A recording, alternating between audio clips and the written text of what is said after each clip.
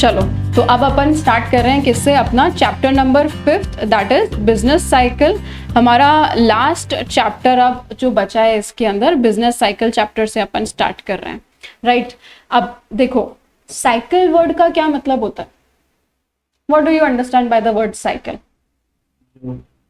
जो घूमती रहती है, जो कंटिन्यूसली, बिल्कुल साइकिल के अंदर यही होता है ना, जो राउंड राउंड चलती रहती है continuously. Now business cycle, business का भी देखो क्या होता है ना, एक बिजनेस कभी भी स्टैग्नेंट पोजीशन पे काम नहीं करेगा, कभी भी एक जैसी सिचुएशन बिजनेस की नहीं होगी। बिजनेस को हमेशा अलग अलग सिचुएशंस फेस करते रहनी पड़ती है, अलग अलग तरीके के फेजेस हर बिजनेस को फेस करने पड़ते हैं, ठीक है। तो बेसिकली अगर मैं बोलूँ ना, तो जो बिजनेस साइकिल है ना, वो अपन किस पर्सपेक्टिव से देखते हैं, ये अपना मैक्रो इकोनॉमिक के अंदर आ जाता है। अभी तक का जो अपन ने पढ़ा चैप्टर 1, 2, 3, 4 वो अपना माइक्रो इकोनॉमिक्स का पार्ट था, और बिजनेस साइकिल अपना किसका पार्ट होता है, मैक्रो इकोनॉमिक का पार्ट होता है। व्हाई? बिकॉज ये जो फ्लक्चुएशंस हैं, ये जो चेंजेस है ना, ये जो कंप्लीट साइकिल है, ये पूरी इकोनॉमी को देखना पड़ता है, किसी एक पर्टिकुलर बिजनेस को नहीं देखना पड़ता, इकोनॉमी एज अ होल को ही ये देखना पड़ता है। सो नाउ इधर अब अपन देखते हैं बिजनेस साइकिल की definition. The rhythmic fluctuations in aggregate economic activity, then an economy, aggregate economic activity that an economy over a period of time has to face। मतलब rhythmic fluctuation, ups and downs एक पूरे nation को, देखो यहाँ पर aggregate economy बोला गया है, aggregate economic activity यानी कि पूरे नेशन को जो चेंजेस देखने पड़ते हैं, जो फ्लक्चुएशंस फेस करनी पड़ती है, उसे हम क्या बोलते हैं, बिजनेस साइकिल बोलते हैं। ये क्या होते हैं, ये चेंजेस अपने ऑल्टरनेट एक्सपेंशन एंड कॉन्ट्रैक्शन को अपन क्या बोलते हैं, ओवरऑल बिजनेस एक्टिविटी के अंदर जो एक्सपेंशन और कॉन्ट्रैक्शन चलता ही रहता है। इससे रिलेटेड अपना पीछे एक एमसीक्यू भी है, business cycle is best defined as, तो ऑल्टरनेट एक्सपेंशन एंड कॉन्ट्रैक्शन, ठीक है। अब देखो कितने तरीके के साइकिल एक बिजनेस को फेस करने पड़ते हैं, तो बताओ भाई कितने तरीके के साइकिल फेस करने पड़ते हैं अरुणिमा? मैम 4 तरीके के, कौन से कौन से? एक्सपेंशन, पीक, कॉन्ट्रैक्शन और ट्रफ, राइट।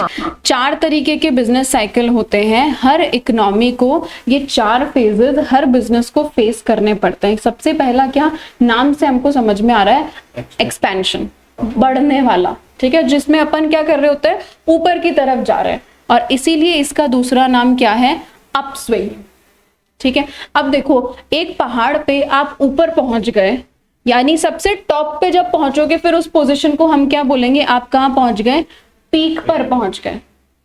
पीक का अदर नेम बूम और प्रॉस्पेरिटी।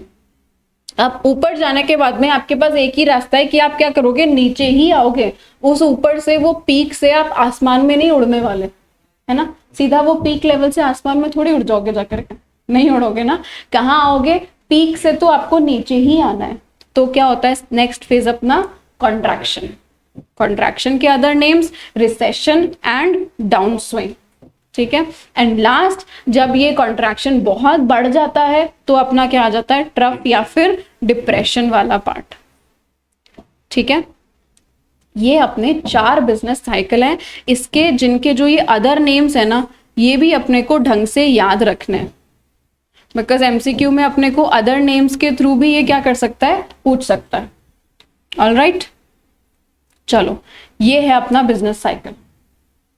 देखो कहाँ से स्टार्ट हो रहा है, ये अपना एक्सपेंशन का एक फेज चालू हो रहा है, ठीक है। ऊपर गए अपन, बढ़ते चले जा रहे हैं, बढ़ते चले जा रहे हैं, ऊपर हम कंटिन्यूअसली अपन बढ़ रहे हैं, इसे अपन क्या बोलते हैं, एक्सपेंशन। अप स्विंग मतलब इकोनॉमी क्या कर रही है, कंटिन्यूअसली बढ़े जा रही है, इकोनॉमी में ओवरऑल सारी चीजें, आउटपुट ले लो, एम्प्लॉयमेंट ले लो, इन्वेस्टमेंट ले लो, सब कुछ क्या हो रहा है, बढ़ रहा है।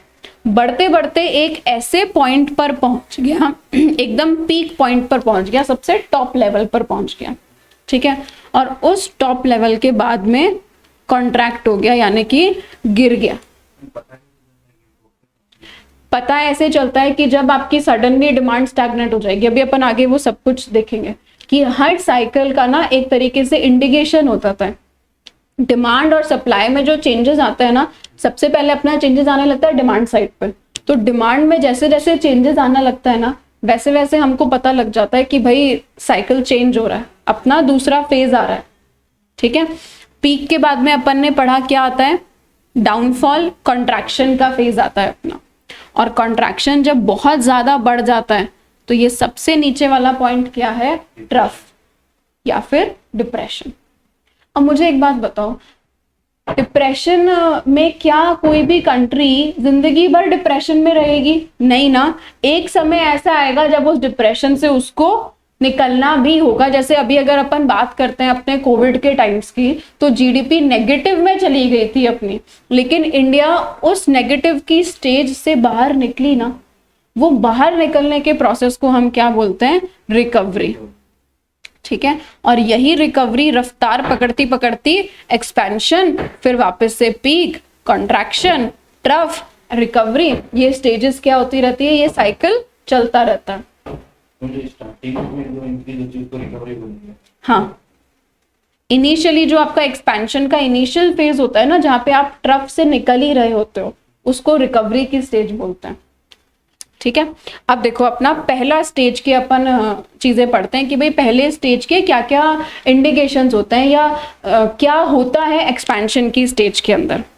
नाउ एक्सपेंशन की स्टेज में अपने पास में देखो, एक्सपेंशन सब कुछ बढ़ रहा है, नाम से ही पता लग रहा है, upswing, expand, everything is expanding, सब कुछ बढ़ रहा है।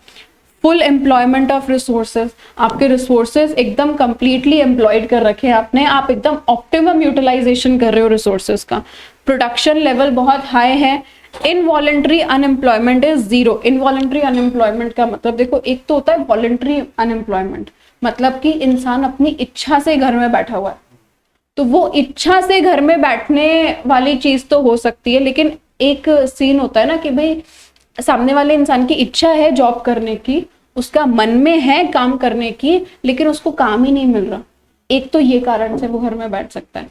तो इनवॉलेंट्री अनएम्प्लॉयमेंट नहीं होता, लोग बाग को काम करने की इच्छा है तो उनको काम मिलेगा, क्योंकि पूरी इकोनॉमी क्या कर रही है, बढ़ रही है।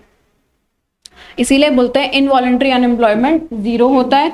प्राइस और कॉस्ट भी क्या करते हैं, बढ़ने लगते हैं। डिमांड भी बढ़ रहा है, इन्वेस्टमेंट, एम्प्लॉयमेंट भी बढ़ रहा है, प्रॉस्पेरिटी इंक्रीज हो रही है पूरे ओवरऑल इकोनॉमी की। ठीक है, और इसकी वजह से स्टैंडर्ड ऑफ लिविंग क्या हो रहा है अपना, इंक्रीज हो रहा है। देखो प्राइसेस बढ़ेगी, नहीं एक्सपेंशन के स्टेज में इनवॉलेंट्री अनएम्प्लॉयमेंट जीरो हो गया ना, रिक्वायरमेंट ही नहीं, एक्सपेंशन है, सब बढ़ रहा है, सारी चीजें। देखो आज अपन ने जो नीचे के पॉइंट्स पढ़े कि डिमांड बढ़ रही है, डिमांड बढ़ती है तो इन्वेस्टमेंट बढ़ता है, इन्वेस्टमेंट बढ़ेगा मतलब प्रोडक्शन बढ़ रहा है आपका, अब प्रोडक्शन को बढ़ाने के लिए एम्प्लॉइज तो चाहिए ही ना आपको, लेबर की तो रिक्वायरमेंट होगी ना, लेबर की रिक्वायरमेंट मतलब एम्प्लॉयमेंट का बढ़ना। ठीक है, तो एम्प्लॉयमेंट तो बढ़ेगा, इसके अंदर लोगों के पास अपॉर्चुनिटीज अवेलेबल होगी खूब सारी, कि आप अगर जॉब करना चाहते हो तो आपको जॉब मिल जाएगी, बिकॉज ओवरऑल इकोनॉमी मतलब एक्सपेंशन की स्टेज में है, प्रोडक्शन बहुत तेजी से बढ़े जा रहा है। ठीक है, और जब सब कुछ बहुत तेजी से बढ़ता है, सब बहुत अच्छा चल रहा होता है, तो इंसान का स्टैंडर्ड ऑफ लिविंग भी बढ़ता है। फाइन, अब देखो growth rate slows down and reaches at a peak. अब ग्रोथ रेट ना, जब अब ये जो बहुत तेजी से बढ़ रहा था ना, ये थोड़ा थोड़ा धीरे होगा, क्योंकि अब कहाँ पहुंच गया, वो पीक वाली पोजीशन पर पहुंच गया। ठीक है, देखो क्या क्या होता है पीक के features. Inputs are short of their demand, because suddenly demand इतनी ज्यादा बढ़ गई, आउटपुट की डिमांड इतनी इंक्रीज हो गई कि इनपुट्स की डिमांड क्या हो गई, कम पड़ गई। अब इनपुट की डिमांड कम पड़ गई तो इनपुट की प्राइसेस हाइक हो गई, बहुत ज्यादा बढ़ गई ना, किसी चीज की डिमांड ज्यादा होती है और सप्लाई कम होती है तो प्राइसेस बढ़ जाती है, तो वैसे ही इनपुट्स की प्राइसेस बढ़ गई।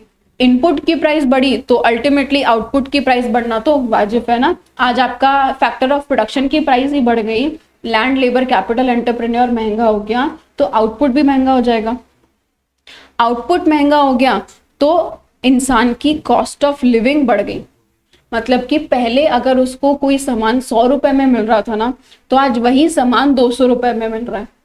और ऐसा एक कमोडिटी के साथ नहीं, हर कमोडिटी के साथ हो रहा है।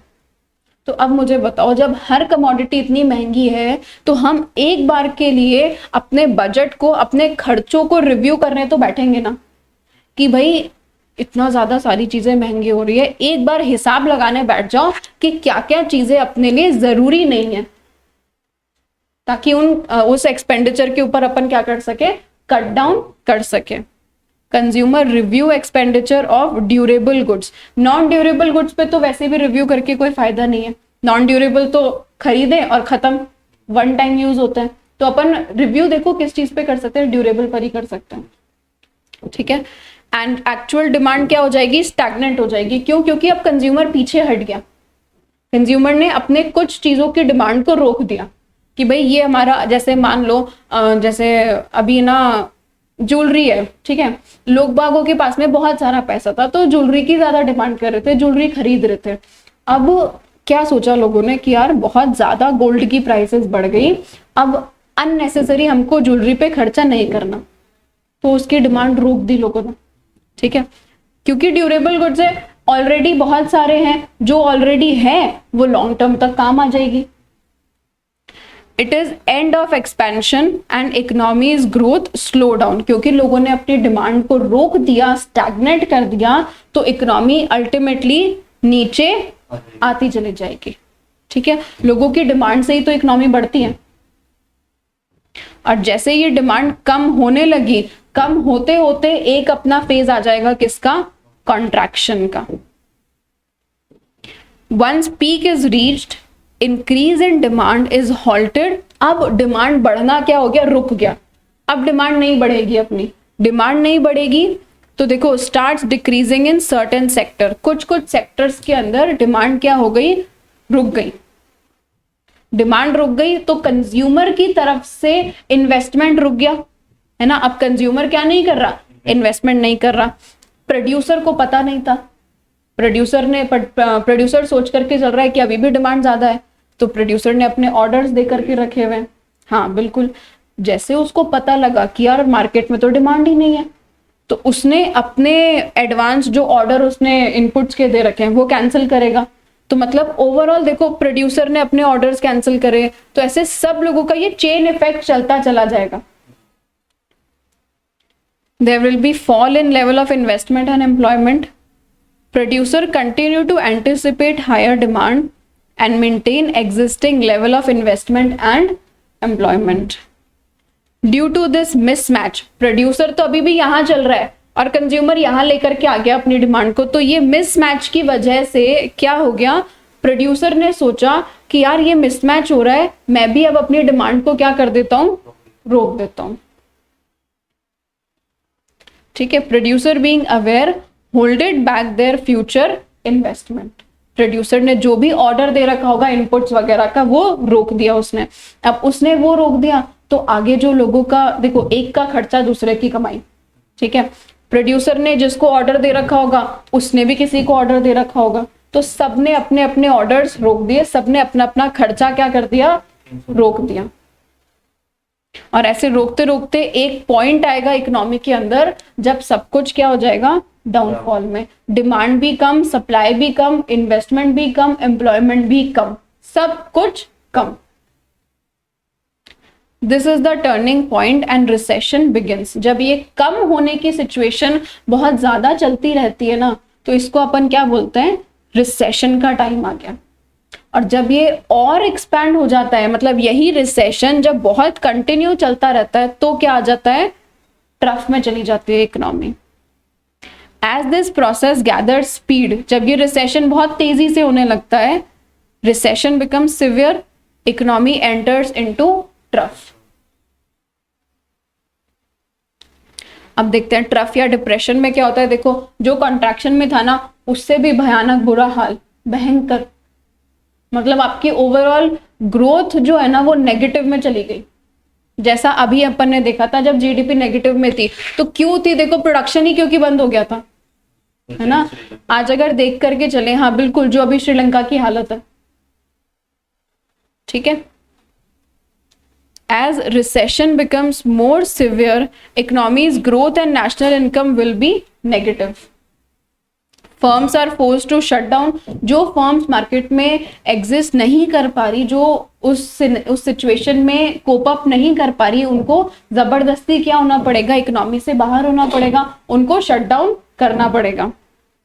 Typical feature of depression is, सबसे मेजर फीचर देखो डिप्रेशन का क्या है, इंटरेस्ट रेट्स का गिरना. क्यों गिरती है interest rates? Fall in interest rates. अब इंटरेस्ट रेट गिरने का कारण क्या हो गया? देखो गवर्नमेंट इंटरेस्ट रेट क्यों गिरा रही है? कुछ प्रोडक्ट बिल्कुल, क्योंकि लोगों के हाथों में पैसा ही नहीं है. गवर्नमेंट इंटरेस्ट कम कर रही है, गवर्नमेंट चाह रही है कि लोग बाग ज्यादा से ज्यादा लोन ले, क्योंकि लोन लेंगे तो उनके हाथों में पैसा आएगा, पैसा आएगा तो वो फर्दर उसको खर्चा करेंगे. ठीक है. Now at the depth of depression all economic activities touch the bottom. ठीक है. All economic activities touch bottom. सारी इकोनॉमिक एक्टिविटीज एकदम नीचे का लेवल टच कर लेगी. और वो नीचे का लेवल भी देखो बहुत ज्यादा समय तक नहीं टिकता. कोई भी फेज ऐसा नहीं है कि परमानेंट है नेचर में. ठीक है. ट्रफ से भी अपन धीरे धीरे धीरे धीरे बाहर निकलेंगे और हम किस में आ जाएंगे? रिकवरी के अंदर आ जाएंगे. फाइन. तो रिकवरी में अपना क्या होगा? कोई भी इकोनॉमी कंटिन्यूसली कॉन्ट्रैक्ट नहीं हो सकती. ठीक है. धीरे धीरे रिकवर होना स्टार्ट करेगी, प्रोडक्शन बढ़ने लगेगा. और सबसे पहले ये रिकवरी का जो प्रोसेस है ये कहाँ पर अपने को फील होता है? लेबर के अंदर. क्यों? क्योंकि सबसे ज्यादा वल्नरेबल यही था कॉन्ट्रैक्शन से, है ना. लोगों के पास में काम नहीं था. तो इकोनॉमी अगर बढ़ रही है ना, धीरे धीरे रिकवर कर रही है, तो लोगों को पहले अगर कोई इंसान 1000 रुपए में काम करता था ना, अब भाई बिना काम के देखो, something is always better than nothing. कुछ नहीं से कुछ भला. तो इसको अगर 500 रुपए भी मिल रहे होंगे ना काम करने के लिए, तो ये वो भी करने के लिए तैयार हो जाएगा. इसीलिए सबसे पहले रिवर्सल का प्रोसेस कहां पर फील होता है? लेबर मार्केट के अंदर. ठीक है.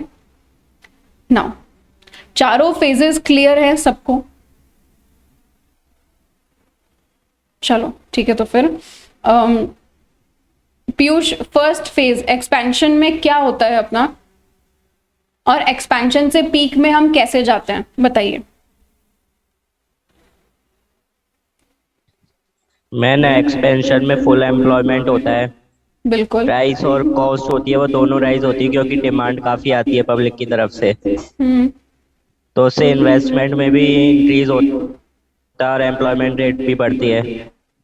उससे बिल्कुल. पब्लिक का स्टैंडर्ड ऑफ लिविंग है वो भी इम्प्रूव होता है.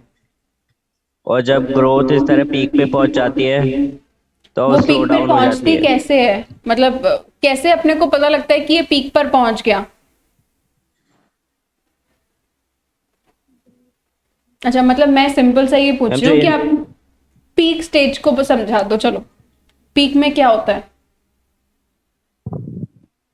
मैम जो इनपुट है अगर वो डिमांड से कम हो जाता है तो वो पीक पे पहुंच जाती है. इनपुट डिमांड से कम कैसे?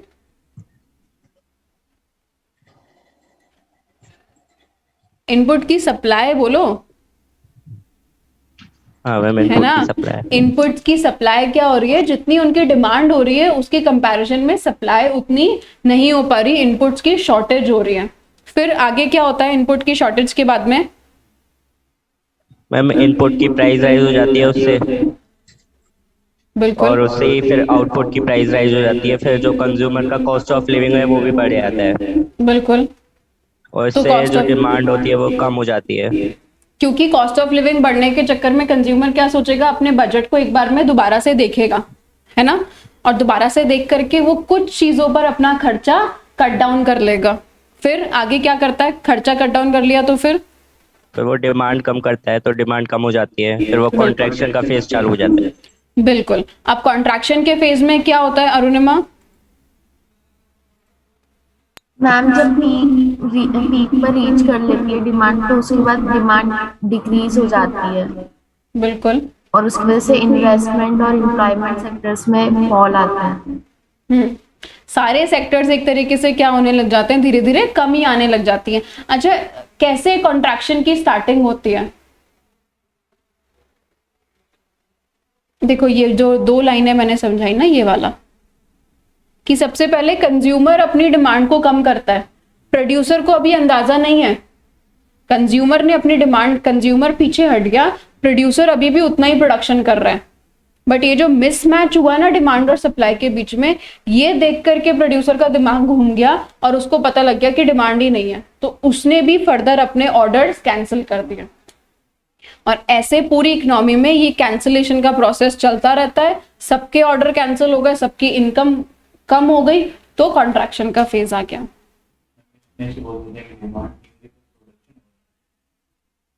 जब डिमांड ही नहीं है तो वो प्रोडक्शन को बहुत ज्यादा बढ़ा करके क्या करेगा, एक बात बताओ।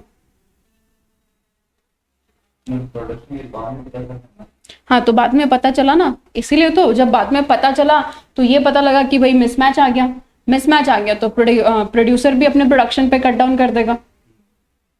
ठीक है। इकोनॉमिक इंडिकेटर्स, अब देखो इकोनॉमिक इंडिकेटर्स क्या होते हैं, अपने को ना कुछ ऐसे इंस्ट्रूमेंट्स अवेलेबल हैं, यानी कि कुछ ऐसी चीजें अपने पास में अवेलेबल हैं जो हमें बताती है कि भाई देख लो आपकी इकोनॉमी में चेंजेस आने वाले हैं, या तो आ चुके हैं या तो आ रहे हैं। ठीक है, पास्ट, प्रेजेंट, फ्यूचर, तीनों टेंसेस के तीनों इंडिकेटर्स। ठीक है, कुछ इंडिकेटर्स ऐसे होते हैं जो आपको चेंज आने के बाद में बताते हैं, जैसे कि लैगिंग इंडिकेटर जिनको अपन बोलते हैं, ये रहे लैगिंग इंडिकेटर्स। ठीक है, मतलब कि it shows after the change occurs in the economy. देखो आज लॉकडाउन लगा था, है ना, प्रोडक्शन कम हुआ, उसके बाद ही तो लोगों को जॉब से निकाला। ठीक है, पहले से थोड़ी जॉब से निकालने लग गए थे, नहीं, पहले इकोनॉमी में चेंजेस आए फिर अनएम्प्लॉयमेंट अकर हुआ, तो ये क्या है, लैगिंग इंडिकेटर, पास्ट टेंस। अब देखो कुछ इंडिकेटर्स ऐसे होते हैं जो आपको पहले से ही बताने लग जाएंगे कि भाई इकोनॉमी में कुछ चेंज आने वाला है। लीडिंग इंडिकेटर्स जिसे अपन कहते हैं, ये क्या करते हैं, it shows change in economy before it occurs, जैसे कि अपना शेयर मार्केट। ठीक है, आज अगर कुछ भी चीज होने लग रही होती है ना, कोई बजट अनाउंस हो रहा होता है, प्राइम मिनिस्टर की स्पीच आ रही होती है, कुछ भी आ रहा होता है, तो शेयर मार्केट कितना फ्लक्चुएट करता है, उसकी फ्लक्चुएशन से हमें पता लग जाता है कि इकोनॉमी में चेंजेस आने वाले हैं। राइट, बजट अनाउंस हुआ नहीं होता है, लेकिन उसके अनाउंस होने से पहले ही मार्केट ऊपर नीचे चलने लग जाता है।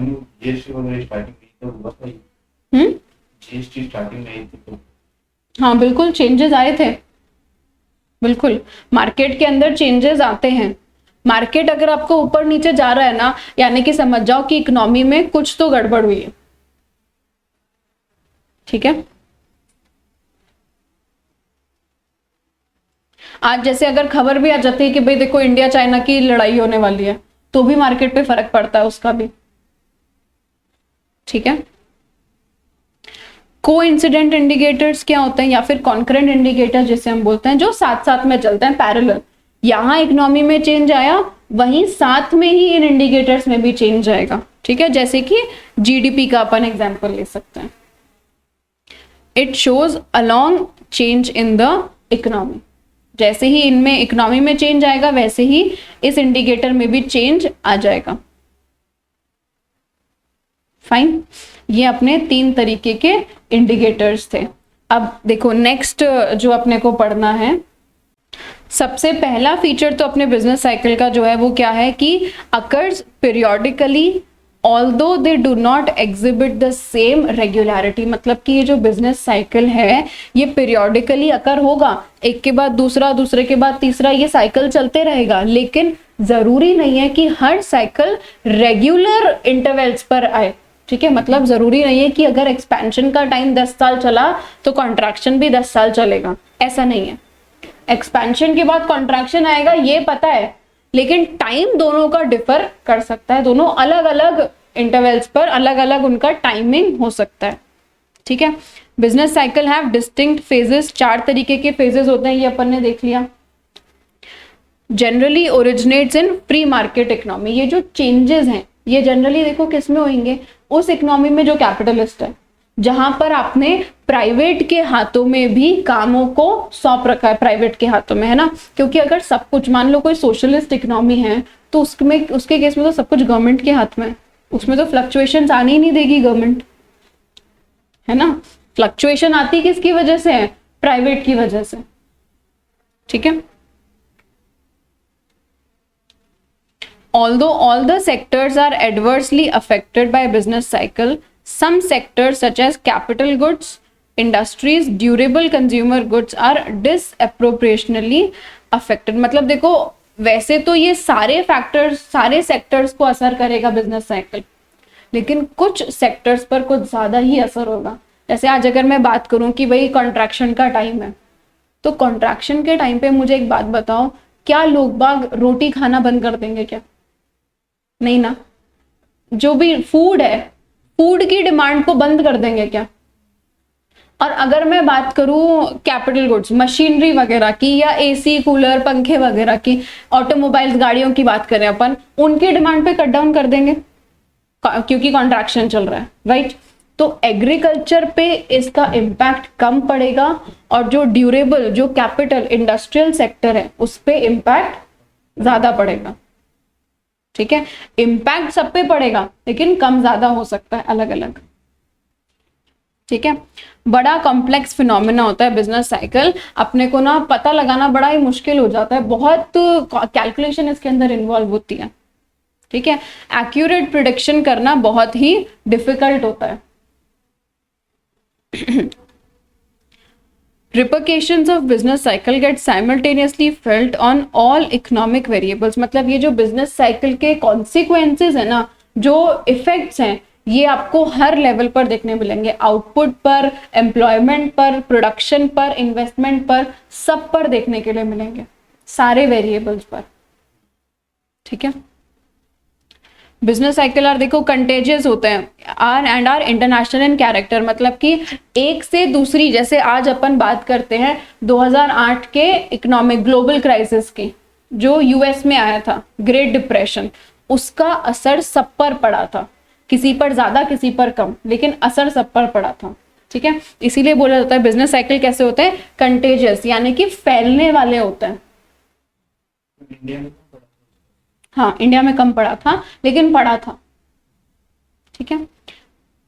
Have serious consequences on wellbeing of the society. अगर एक इकोनॉमी देखो डिप्रेशन के पॉइंट से चल रही होती है ना, तो सोसाइटी के लोगों पर भी उसका कितना असर पड़ता है ना। आज लोग बाग घर में बैठे हुए हैं, काम नहीं है करने के लिए, तो सबकी वेलबींग पर बहुत मेजर इम्पैक्ट ये देता है, राइट।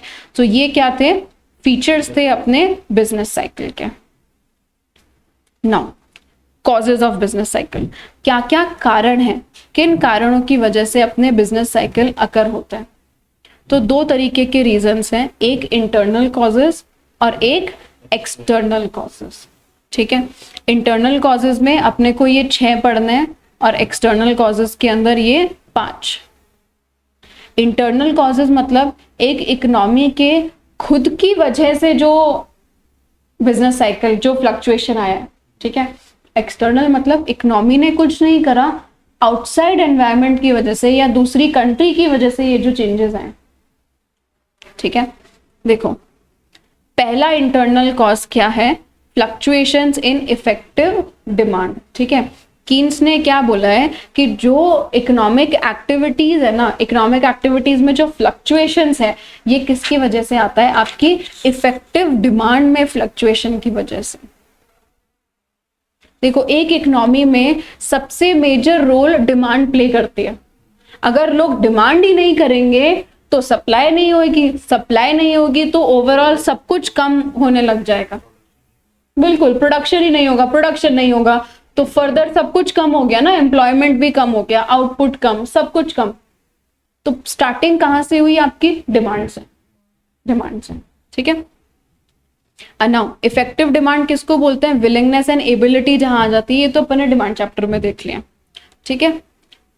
तो सबसे पहला रीजन क्या बताया, इंटरनल कॉज, अगर आपकी इफेक्टिव डिमांड पर फर्क पड़ रहा है तो। और किसने बताया, कीन्स। देखो ये अपने एमसीक्यू पर्पस से इंपॉर्टेंट है, ठीक है। सीधा सीधा ये नाम आ जाते हैं कि बताओ इफेक्टिव डिमांड वाला पॉइंट किसने बताया था।